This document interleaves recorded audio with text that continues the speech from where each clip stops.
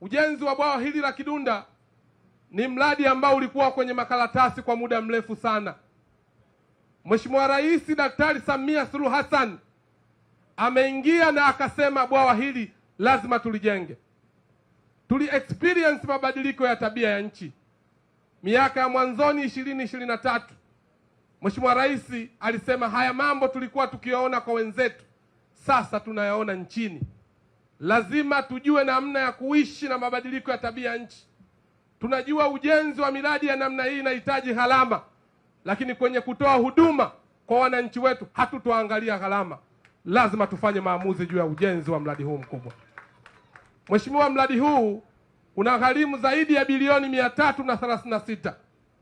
Mradi huu una uwezo wa kuhifadhi maji zaidi ya bilioni 190. Mradi huu utakuwa na uwezo wa kuzalisha umeme zaidi ya megawati 20.8. Mradi huu juu ya ujenzi wake, Mheshimiwa Waziri Mkuu, tuna vijana wetu wa Kitanzania wamefaidika zaidi ya 650 juu ya ujenzi wa mradi huu.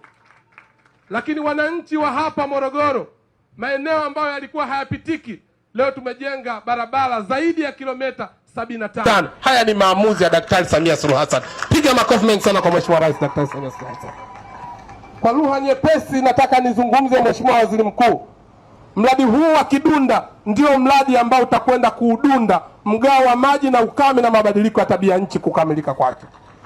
Kwa hiyo Mheshimiwa Waziri Mkuu, ujio wako naamini sina mashaka, umekuja na waziri wa fedha, umekuja na waziri wa kilimo, umekuja na naibu waziri wa nishati, watu wa mazingira, waheshimiwa wakuu wa mikoa wa Pwani na Dar es Salaam pamoja na Morogoro. Hapa yanakwenda kufanyika maamuzi. Kazi hii umeianza kwa muda mrefu tangu Mheshimiwa Rais alivyotoa maamuzi. Ukiwa waziri wa fedha unaufahamu vizuri. Tunajua makadirio kwamba mwezi wa 12 mradi huu unakwenda kukamilika. Hatuna mashaka Mheshimiwa Waziri Mkuu, mradi unategemeana fedha. Sisi tumejipanga kwenye usimamizi, ufuatiliaji ili kuhakikisha mradi huu unakamilika kwa wakati. Wana Pwani, wana Dar es Salaam na wana Morogoro ili waweze kufaidika na mradi huu. Lakini yapo maombi ya Mheshimiwa mbunge Babu Tale juu ya ukamilikaji wa mradi huu, wananchi wake wa vijiji hivi vipate maji. Tunakwenda kuwapatia huduma ya maji safi na salama.